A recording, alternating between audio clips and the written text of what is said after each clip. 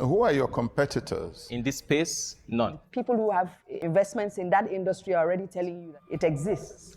It does exist. My issue is there are credibility problems here.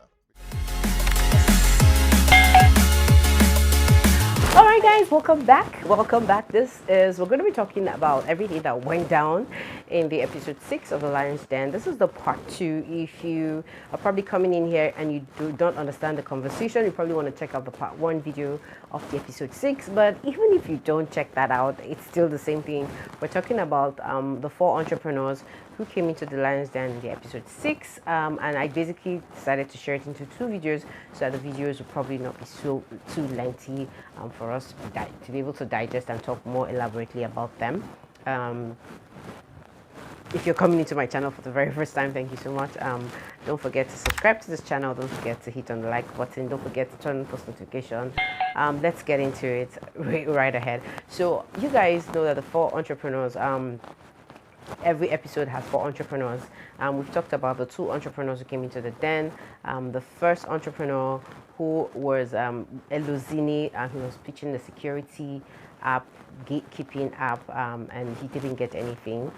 The second person who came into the den is Mrs. Yetunde, who was talking about her custom-made children wear from ages 0 to 14 years. Unfortunately, she didn't get any. She didn't get any investor get into her business. Now we're talking about the 3rd entrepreneur, and this guy owns a company called FIX25, and he was pitching something in the telemedicine industry. He has actually, looking at his pitch, his presentation, it is a clear indication like this guy knew exactly what he was doing. He had done his research, and basically I think this opportunity presented itself because of the research he had been able to do.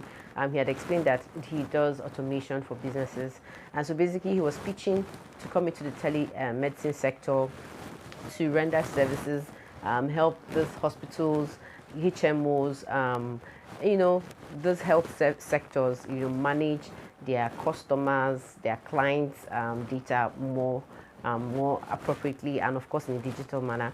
So he came in and he was asking for 15 million for a 25% equity share. And if you ask me, that is quite impressive, because this is the first time I'm seeing an entrepreneur coming to the den to ask for money and actually pitch a high equity share. Like, I'm very impressed. I would not even lie. His pitch was very fantastic. He looked very eloquent. He spoke nicely, and in my mind I was like, this guy had better get this deal or else I'm going to cry for his sake.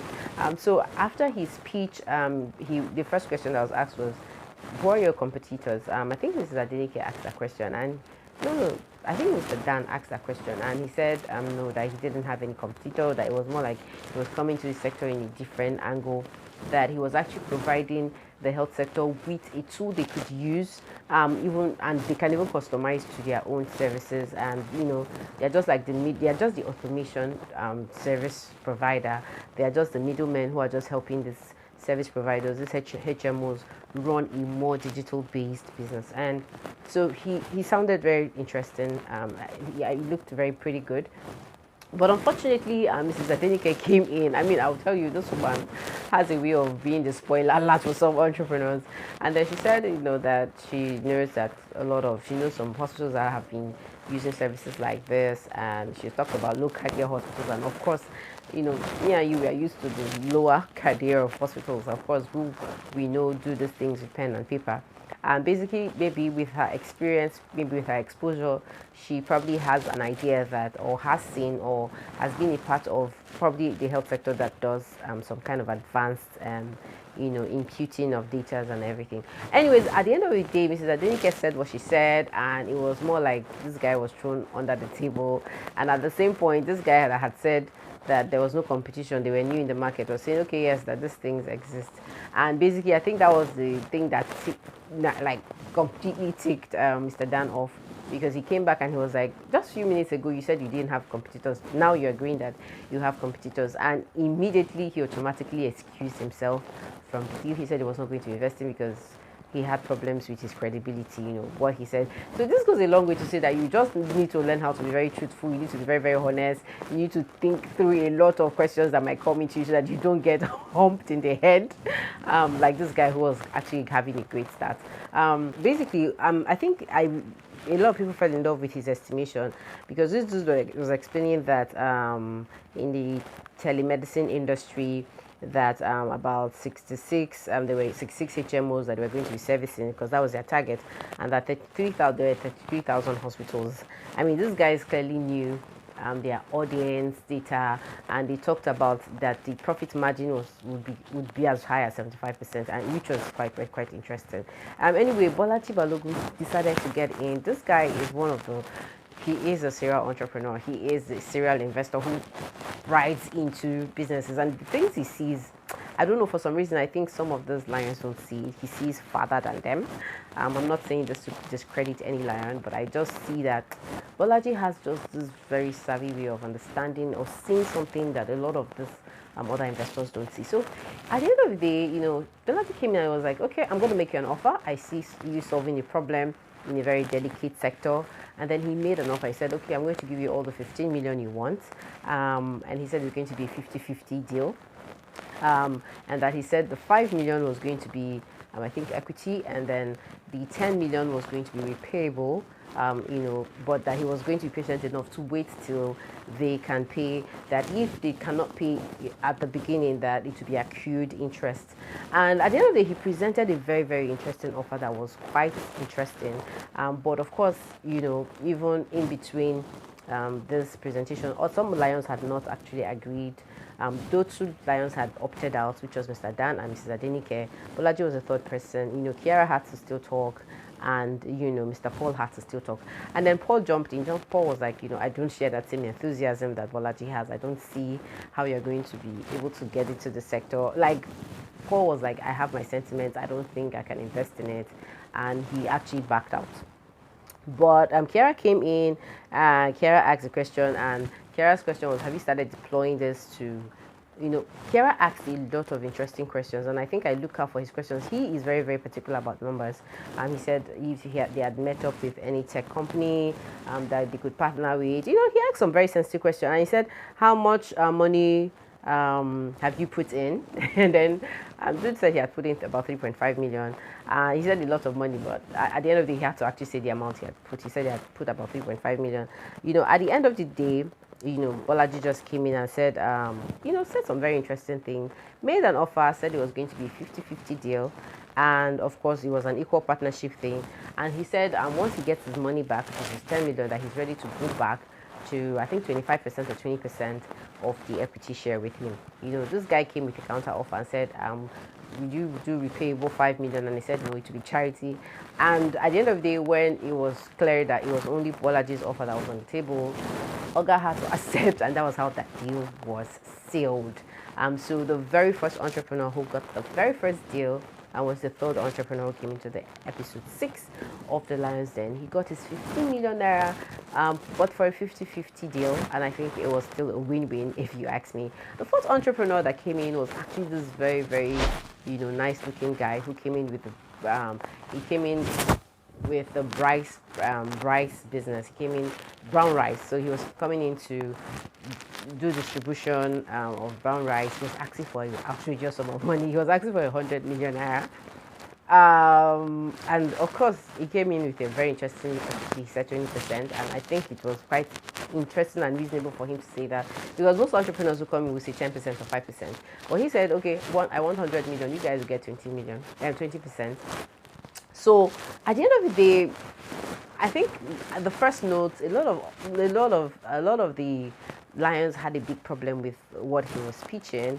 Mrs. Adenike actually asked him a couple of questions. The questions was, are you in the rice business or are you in the distribution business? And he said he was in the distribution business, that he wanted to, do more in the distribution sector, and then questions came in, like the questions came in back to back.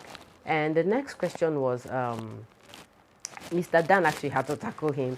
But before Mr. Dan tackled him, Bolaji asked him for his background story. But this is one of the things that Bolaji looks out for when he wants to invest in most of the entrepreneurs that come into the den. I've noticed this about him. He's very particular about knowing the story, the background of those people before he invests his money in.